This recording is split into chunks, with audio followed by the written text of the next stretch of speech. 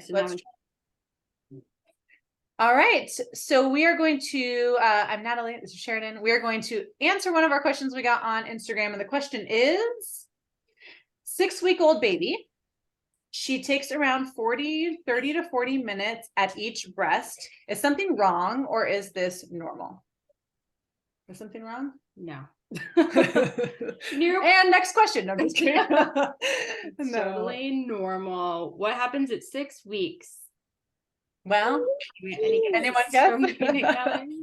We have one of the biggest growth spurts that happens around 6 weeks. So it's very, very, very common to see a baby around the 6-week mark who wants to nurse all the time.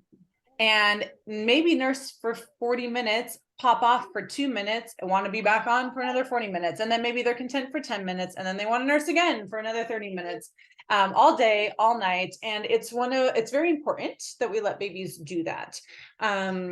A lot of times around 6 weeks, it's kind of a pivotal moment for women in breastfeeding. If they think that something's truly wrong, and a lot of times they're told maybe something's wrong. Your baby's nursing way too much. And what do women do when they think something's wrong and their baby's nursing too much?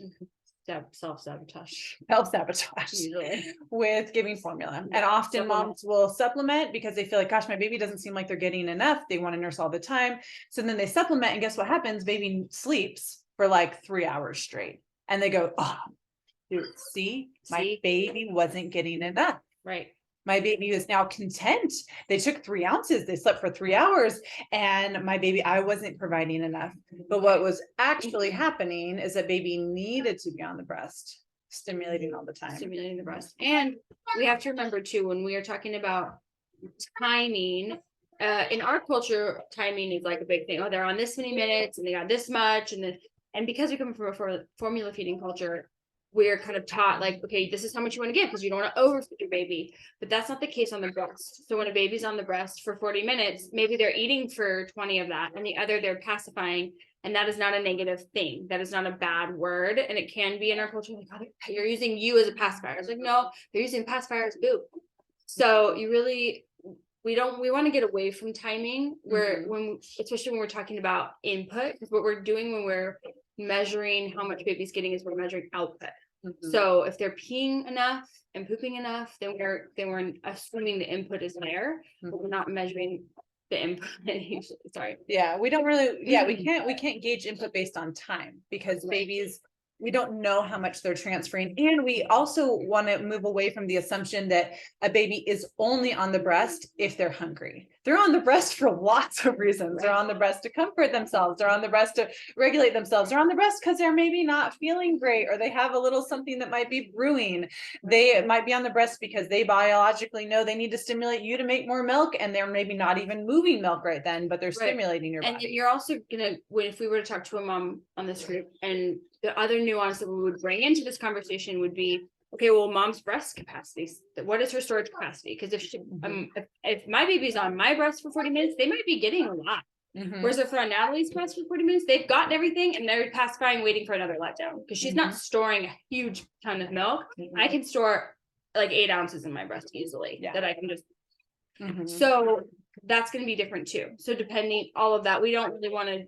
And I will see this a lot in some of the mommies that I follow who attempted breastfeeding, but did it on a very strict, like 15 minutes per side. That was it.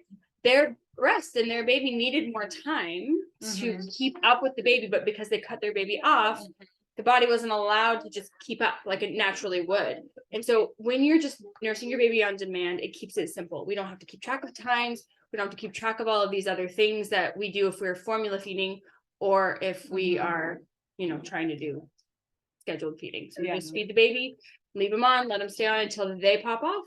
And that's going to change based on what your baby needs. And the nice thing is that it's not up to us to drive that change. The baby does. Right. So our job is to just be responsive. A baby wants to nurse more, we let them nurse more. Baby doesn't seem to need to nurse as much right now. Great. The other thing I want to throw out there before we finish this little bit is that we, a lot of times, especially if you've delivered in a hospital, you've been asked to track your breastfeeding. You've been asked to, like, when did you start? When did you stop? You've probably even been sold a great app that's going to help you remember what boob you were on and exactly when you changed a diaper and exactly how many minutes the baby was on what breast and exactly how long they slept for.